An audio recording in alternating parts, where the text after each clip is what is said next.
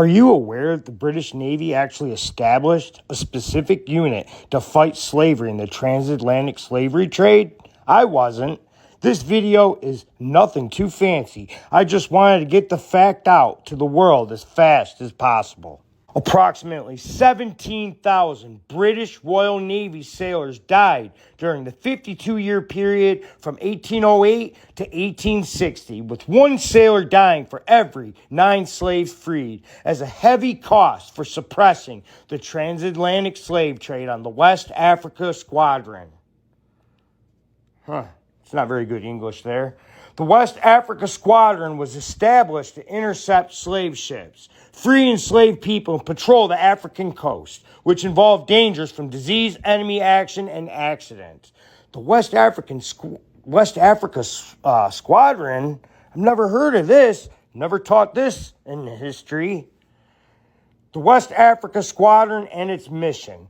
The West Africa Squadron was a unit of the Royal Navy tasked with ending the transatlantic slave trade after the British abolished it in 1807. Its primary duties included intercepting slave ships, freeing enslaved Africans, and patrolling the coasts of West Africa. Between 1808 and 1860, the squadron liberated around 150,000 Africans by capturing over 1,600 slave ships.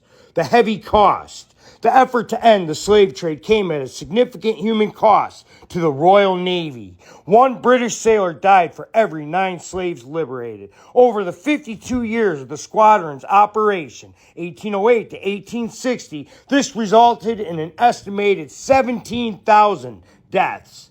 Then there's this image of a British blacksmith removing the leg irons off an enslaved man, 1907. You don't see images like this publicized too often, do you? Because they don't fit the narrative. Here's an image of the saved slaves on board the HMS Sphinx.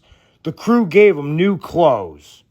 On exhibition at a British historical institution, this picture was exhibited as an example of British wrongness, hence a source of white guilt. The subtext was clear. Look at the cruelty of these brutal British imperialists. Except the curators of the exhibition had made one serious mistake.